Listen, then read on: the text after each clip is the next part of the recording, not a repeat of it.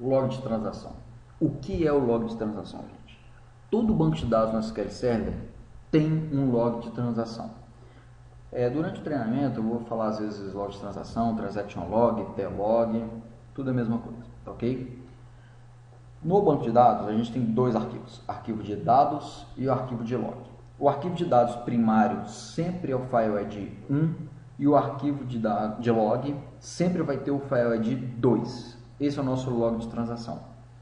Pode ser que você crie outros arquivos para o log de transação, depois a gente vai discutir isso, se é interessante ou não, mas sempre o arquivo 2 é o arquivo do transaction log. E, gente, o transaction log é muito importante. Por que ele é importante? Porque ele é crítico. É nele que eu tenho registrado todas as operações que uma transação está fazendo e tudo que ele está modificando no meu banco de dados. Então, às vezes a gente pensa, olha, eu estou pegando e estou inserindo um registro numa tabela. Gente, essa inserção do registro numa tabela, não necessariamente ela é uma entrada no log de transação. Normalmente ela é muito mais do que uma entrada. Por quê? Porque existe uma transação implícita associada com aquele seu insert. Se você não colocar explicitamente o begin transaction, internamente existe um begin transaction, commit transaction. Caso essa sua tabela tenha índices, o SQL Server tem que pegar e atualizar esses índices. Se ele está pegando e fazendo alguma alteração, alocando novas páginas, alocando extents, ele tem que pegar e tem que atualizar essas tabelas de controle, né, essas estruturas de controle. Então, gente, tudo isso, às vezes, um insert que você está fazendo numa tabela, para o SQL Server dentro do log de transação, a gente vai ver uma série de operações relacionadas a um único comando. E essas operações, gente, é o que o SQL Server precisa guardar para o quê? Para conseguir, por exemplo, fazer um restore do banco de dados em outra máquina, quando você está fazendo restore e aplicando o log de transação. É através dessas operações que você consegue colocar online um banco de dados em um ponto específico do tempo.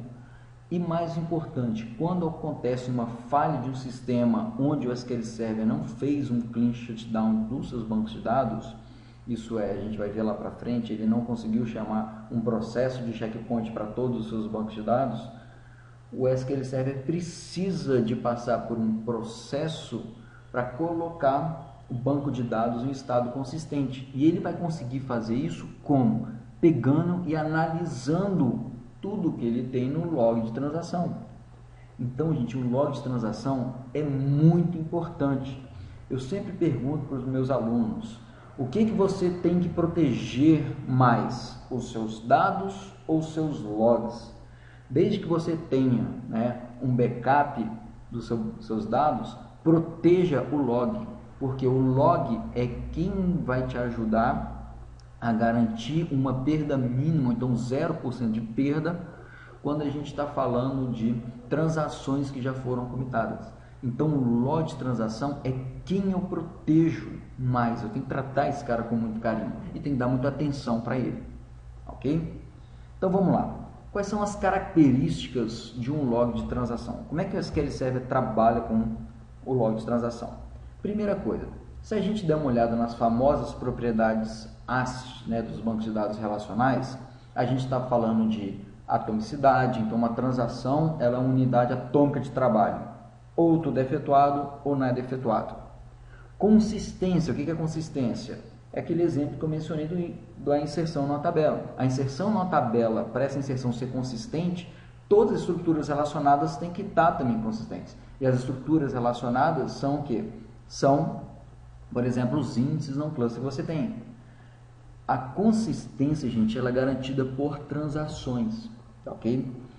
Essas transações, como elas estão intimamente ligadas com o transaction log, de certa forma, indiretamente, o transaction log também garante a consistência. Outra característica é isolamento, isso aqui é mais para a parte de logs, né? O que uma transação está fazendo, as outras não podem ver por padrão. E, né, o que realmente o transaction log, a arquitetura do transaction log garante é o que a gente chama de durabilidade. O que é durabilidade?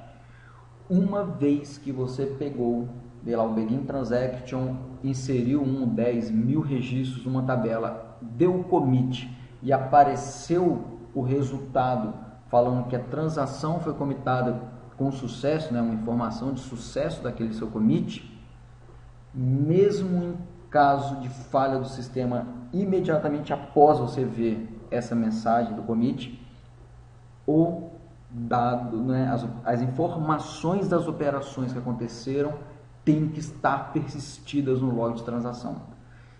Então, com isso, com essas informações persistidas no log de transação, a gente consegue o quê? Consegue pegar e num processo de recuperação, pegar aquela transação que você já sabe que foi commitada e garantir que ela está efetivada.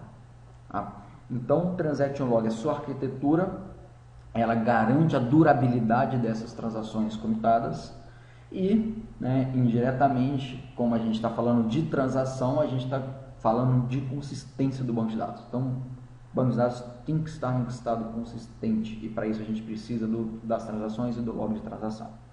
Ok? Qual que é o protocolo que o SQL Server trabalha? O SQL Server trabalha com log de transação um protocolo que a gente chama WAL, ou Write Ahead Logging. Gente, escrita avançada, né, à frente do log. O que é isso? Toda vez que a gente está trabalhando com SQL Server, vamos pensar aqui. Você está pegando e está alterando um registro. Na hora que você está alterando um registro, o que está acontecendo dentro do SQL Server? Uma página de dados foi carregada, foi colocada na memória. Essa página que foi colocada na memória, ela contém o registro que você quer alterar. E aí depois a gente vai lá e faz a operação de atualização desse registro. Na hora que você faz a operação de atualização desse registro e depois commita a sua transação, o que vai acontecer? O SQL Server não vai pegar a página de dados que foi alterada e vai escrever no disco. Não. O que ele faz antes? Antes, ele vai pegar as informações da transação que acabou de ser executada, que está lá em memória, lá em um log buffer que a gente chama, e vai pegar essas operações e vai escrever numa mídia estável. Então, ele escreve primeiro quem? O log. Pode ser que depois, dependendo da operação que tenha disparado, né, o flush desse log, que aconteça o que? O flush das páginas de dados, dependendo da operação. Mas o que a gente vai ver sempre? A gente vai ver que a escrita é feita primeiro de quem, gente? Do log. Do que eu tenho em memória vai ser persistido numa mídia estável, porque se depois que foi persistido na mídia estável, você recebeu o ok do SQL Server que a transação foi commitada, mesmo que você perca, tem um crash no seu servidor, com essa informação no disco, o SQL Server vai conseguir refazer aquela sua transação, colocando o quê? Colocando o banco de dados no estado atual e consistente. Agora, para isso funcionar, o SQL Server, na hora que ele pega e escreve, né, esses dados, tira da memória e vai colocar em outro local, esse outro local tem que ser o quê? Uma mídia estável. Por que tem que ser uma mídia estável? Porque tem que sobreviver a uma reinicialização do sistema. Então, se eu pegasse, colocasse as informações, as operações em memória, isso está em memória, e aí daqui a pouco eu tenho um crash no meu servidor, gente, memória volátil. Eu acabei de perder aquela minha transação. Eu não posso perder aquela minha transação. Então, o que acontece? O SQL Server tem que pegar aquele dado e escrever numa mídia estável. Por exemplo, um disco. E aí a gente tem um outro problema. Qual que é o outro problema? Que, por exemplo, os discos, até os nossos discos locais, eles têm um pequeno cache. Então, ele tenta acelerar, por exemplo, uma escrita, colocando a sua escrita em cache, tá? Para depois, efetivamente, ele colocar no disco. Agora, para isso, se isso acontecesse e a gente tivesse um problema e o nosso HD, por exemplo, ele perdesse o que está em cache, eu posso corromper o SQL Server. Então, como é que o SQL Server trabalha? Ele escreve numa mídia estável, mas para garantir que vai efetivamente estar numa mídia estável, isso é, lá no nosso HD, sem ser uma cache no meio do caminho, ele vai pegar e toda vez que ele abre o handle para um arquivo, né, seja arquivo de dados de log, ele vai setar um bitzinho, que a gente chama de Forced Unit Access, ou FUA. Isso é, na hora que você está pegando, está abrindo um handle para o arquivo, tem um flag, que é o File Flag Writes True, que faz o quê? Indica para o sistema operacional que eu estou abrindo um handle, isso é, um canal de comunicação entre meu processo e o recurso, e esse meu canal de comunicação, quando eu pegar e mandar uma sequência de bytes para o disco, ele tem que ser escrito diretamente no disco, não pode ter nenhum cache no meio do caminho. Com essa intenção, o que acontece? A intenção da SQL Server é que o dado seja efetivamente persistido. Então quer dizer, Lute, que quando eu estou trabalhando com SQL Server, eu estou lá trabalhando com SQL Server em uma storage high-end que eu comprei. Então, eu nunca vou poder usar o cache da minha controladora? Pode. O que na verdade acontece é o que? Os storages, né, elas têm um comportamento que é o seguinte: na hora que o SQL Server abre um handle para um arquivo que está na storage e utiliza esse flag, a storage vai simplesmente pegar e falar assim: tranquilo, você está escrevendo diretamente no meu disco. Mas se ela suportar, ela tiver garantias de que o que está sendo escrito no cache da controladora, depois ela vai conseguir, não importa o que aconteça, escrever no disco, o que vai acontecer? O SQL Server fala: estou iniciando uma operação de I/O, por exemplo, para escrever no log de transação, passa isso para o sistema operacional encaminha isso para a sua storage, e a sua storage escreve o dado em cache e responde que já está no disco. Fala assim: ó, já persistiu.